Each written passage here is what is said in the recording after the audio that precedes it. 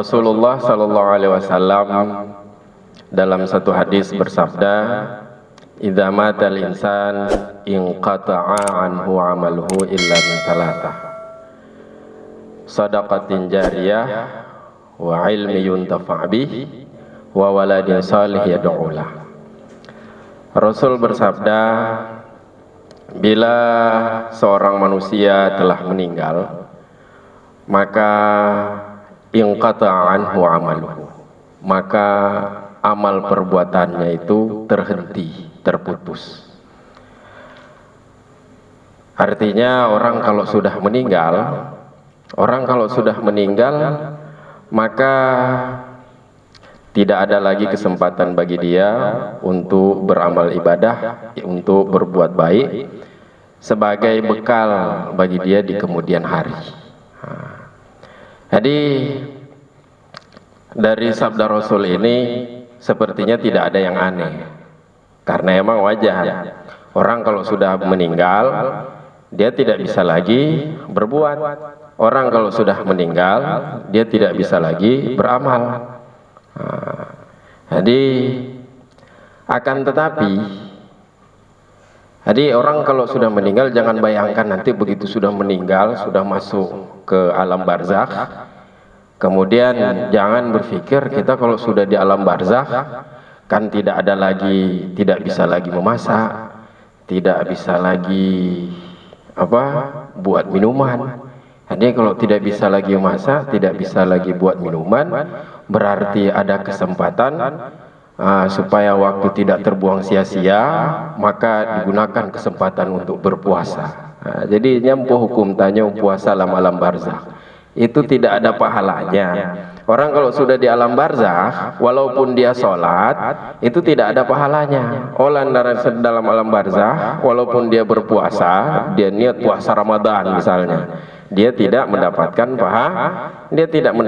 pahala. Kalaupun dia berzikir, sudah meninggal kemudian dia berzikir-zikir di alam barzahnya, hanali pahala. Karena orang kalau sudah meninggal, maka amal perbuatannya itu sudah terputus. Sudah terputus artinya kalaupun dia beramal itu tidak ada lagi berpahala. Illa min salasah, kecuali kata Rasul, kecuali dari tiga perkara. Kecuali daripada tiga perkara. Apa tiga perkara? Yang pertama adalah sedekah jariyah. Bagaimana sedekah jariyah? Misalnya dia punya uang semasa hidup, kemudian dia mewakafkan kelebihan uangnya untuk pesantren ataupun untuk masjid, maka sedekah dia yang dia lakukan semasa hidup dia, pahalanya itu masih akan terus mengalir untuk dia selama harta yang dia wakafkan itu masih dimanfaatkan oleh orang. Maka selama itu pahala daripada sedekah dia itu masih mengalir. Kemudian yang kedua kata Rasul, mungkin tidak semua orang mempunyai harta untuk akan dia wakafkan, yang kemudian dari situ akan mengalir pahala untuknya. Ada pilihan yang kedua kata Rasul, yang tidak mengeluarkan harta. Apa pilihan yang kedua? Pilihan yang kedua adalah ilmi yuntafa'u bih. Pilihan yang kedua adalah ilmu yang diambil manfaatnya oleh orang lain. Ilmu yang bermanfaat bagi orang lain. Ilmu apakah itu? Ilmu yang dimaksud, karena Rasul yang mengatakan ini adalah Rasul, maka tentu Rasul tidak berbicara tentang ilmu bahasa Inggris yang diajarkan kepada orang. Rasul datang bukan untuk mengajarkan tentang bahasa Inggris. Apakah ilmu main piano, bermain musik? Tentu bukan ilmu tentang bermain musik. Misalnya dari karya keterampilan dia bermain musik, lalu dia ajarkan kepada orang, lalu orang itu bisa memanfaatkan keterampilan itu, bukan ilmu seperti itu. Karena yang mengatakan ini adalah Rasul, tentu yang dimaksud adalah ilmu dalam bidang agama. Jadi ilmu yang kita ajarkan kepada orang kemudian ilmu ini pun bermanfaat bagi orang lain, bermanfaat dalam memperbaiki ibadahnya, bermanfaat dalam memperbaiki imannya, bermanfaat dalam memperbaiki akhlaknya, maka ilmu ini, ilmu yang bermanfaat bagi orang lain ini, ketika si orang yang mengajarkan ini dia sudah meninggal, maka murid-muridnya yang masih mengamalkan ilmu yang pernah dia ajarkan, murid-murid yang mengambil manfaat daripada ilmu yang diajarkan oleh seorang manusia ini, maka selama itu pahalanya terus mengalir kepada si orang yang ilmunya ini bermanfaat bagi orang lain. Jadi kepada tengku-tengku seharusnya harus merasa iri. Kepada siapa? Harus merasa iri kepada Abi Muhazar. Kenapa harus merasa iri? Karena Abi Muhazar sudah mempunyai bekal untuk kehidupan dia di akhirat nanti. Mana bekal dia di kehidupan akhirat nanti? Setidaknya dari alam barzakh, bekal beliau adalah kalian-kalian yang belajar di sini. Jadi nyo santriwan dan santriwati yang belajar di sini, nyo bahasa haji, istilah haji, santriwan dan santriwati yang belajar di sini, nyo ATM Abi Muhazar tingo, nyo ATM mandu mo. Ko ATM peng, kan? ATM pahala. Coba hitung ada berapa orang di sini. Kemudian mungkin nanti dari beberapa orang yang ada di sini, dia mengajarkan kepada 10 orang. Jadi kalau di sini mungkin ada 100 orang, tiap satu orang mengajarkan kepada 10 orang, berarti kan sudah 1000 orang.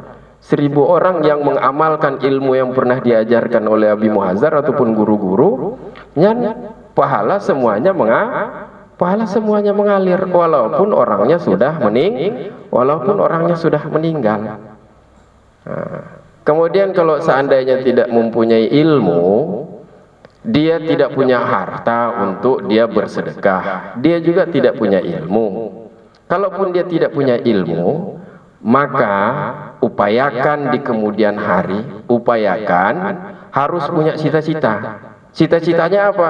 Cita-citanya adalah nanti ketika aku sudah besar nanti, sudah mapan, aku akan menikah, maka aku akan menghasilkan anak sebanyak-banyaknya, dan anak ini akan dididik menjadi anak-anak yang baik. Nah, anak-anak yang baik, yang sayang kepada orang tuanya, yang pandai berdoa kepada orang tua. Nah, anak ini adalah alternatif yang terakhir. Ini adalah pilihan yang terakhir. Dia tidak punya uang untuk bersedekah jariah. Dia juga tidak punya ilmu untuk diajarkan kepada orang lain. Maka satu-satunya cara, dan ini hanya pilihan yang terakhir. Nah, supaya dia mempunyai amal jariah yang dia tetap merasakan pahalanya, satu-satunya pilihan yang terakhir adalah mempunyai anak. Kata Rasul, waladin saleh yad'ulah, anak saleh yang berdoa untuk si orang yang sudah meninggal ini.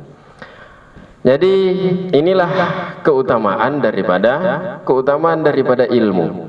Keutamaan daripada ilmu adalah dia bahkan bisa melebihi harta. Karena kalau semua orang bisa punya harta, ya, tapi tidak semua orang bisa mempunyai ilmu.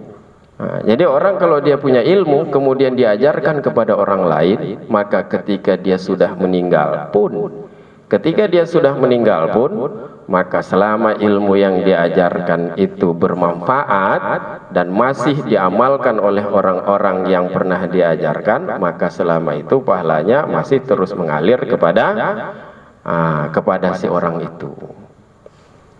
Jadi nyo dengku yang kadengen buhabanan ge.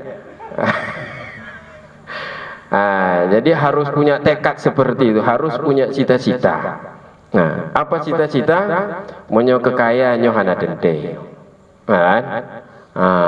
harus punya cita-cita, setidaknya nanti di kemudian hari aku harus punya ilmu, dan ilmuku ini harus bermanfaat untuk orang lain. Ilmu apa? Bukan ilmu selain agama. Ilmu yang diperintahkan itu adalah ilmu agama. Ilmu yang lain kiban, ilmu yang lain itu bermanfaatnya cuma di dunia, tidak bermanfaat untuk di akhir. Nya ada manfaat nah. Kuliah kena kuliah gede, tikulah kena tikulah gede. Itu manfaatnya kapan? Manfaatnya cuma di yang manfaat dunia, mentah manfaat ilmu-ilmu yang lain. Kan? Meninggal dia adalah insinyur, pakar bidang arsitek. Begitu dia sudah meninggal, ilmu dia itu tidak bermanfaat untuk dia ketika dia sudah meninggal. Dia insinyur pertanian, begitu sudah meninggalnya ada manfaat untuk dia. Nah, tidak mengalir pahala untuk dia.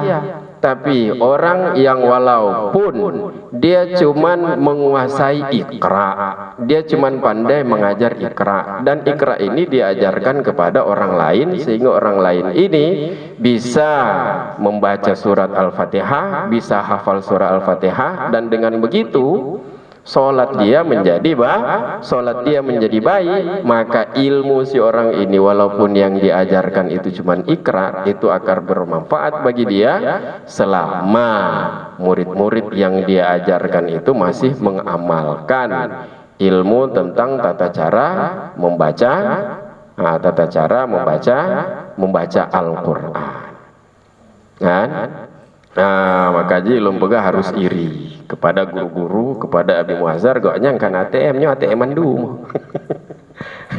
ATM untuk tarik tunai wajan, tarik tunai ji tinggoh wateka meninggal. Jadi jangan lihat bahwa secara ekonomi nyantuk ketengkuan payah ada secara ekonomi. Masih secara ekonomi semuanya di bawah standar kemakmuran. Di dunia di bawah standar kemakmuran. Tinggoh tak kalau tinggoh ka meninggal tinggoh. Di alam barzakh, di akhirat nanti siapa yang lebih kaya? Apakah Tengku ataukah orang-orang yang tidak ada dalam pendidikan agama? Dan kata Imam Nawawi, al-ishtighalu bil ilmi min afdhalit ta'at. Ja'bud menuntut ilmu agama itu sebahagian daripada ketaatan yang paling utama. Karena ketaatan itu ada dua. Ada ketaatan itu berupa ibadah sunat, ada ketaatan itu berupa ibadah wajib. Mana lebih besar pahala, ibadah sunat atau ibadah wajib? Lebih besar pahala ibadah wajib. Temayang tahajud, hukum temayang tahajud wajib atau sunat? Sunat. Temayang duha wajib ke sunat? Bukan wajib malah katanya. Temayang duha apa hukum temayang duha? Sunat. Menuntut ilmu apa hukum menuntut ilmu agama? Wajib. Wajib. Jadi jo menyulung kalon-kalon wajah sang mutiro hana lom yang natom pubut temayang tahajud sang. Nak pernah temayang tahajud? Nak pernah temayang tahajud? Handau? Temayang duha? Nah, temayang manyet? Jadi kalau kita sholat tahajud, sholat duha malas, apalagi sholat tahajud. Mengerjakan ibadah-ibadah sunat saja malas, maka menuntut ilmu agama jangan sampai tinggal, jangan sampai tidak menuntut ilmu agama, karena pahala menuntut ilmu agama itu jauh lebih besar daripada ibadah tahajud. Pahala menuntut ilmu agama itu jauh lebih besar daripada sholat duha. Jangan solat duha oh temayang tahajud pi mode promosi bak Facebook. Bangun tengah malam nih tahajud nyampe bak Facebook. Temayang tahajud pi ria yang kok kariaan.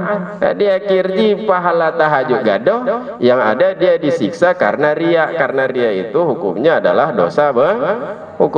dosa besar, menyamendong katalah. Maka haji lebih utama, lebih besar pahalanya menuntut ilmu agama dibandingkan ibadah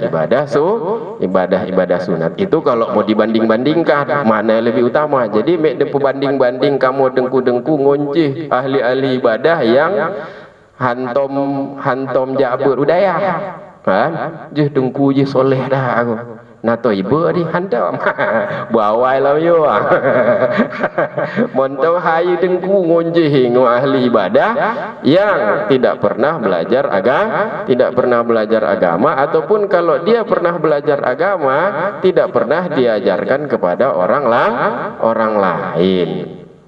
Maka sangat besar keutamaan menuntut ilmu agama dan keutamaannya itu, kelebihannya itu bukan hanya di akhirat, kelebihannya itu bahkan di dunia pun sudah nampak kelebihan orang-orang yang menuntut ilmu agama.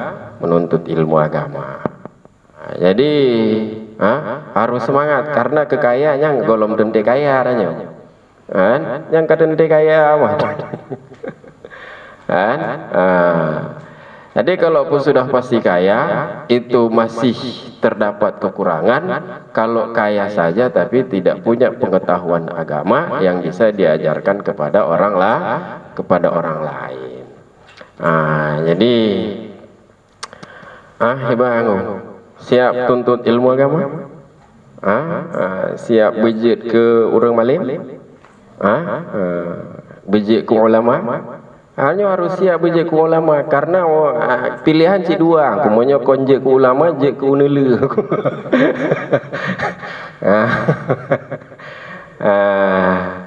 Jadi kira-kira menanlah sekilas singkat tentang mudah-mudahan dari nasihat singkat ini ada yang bisa diambil pelajaran, ada yang bisa diambil iktibar. Kaji menang, tamu doa aja.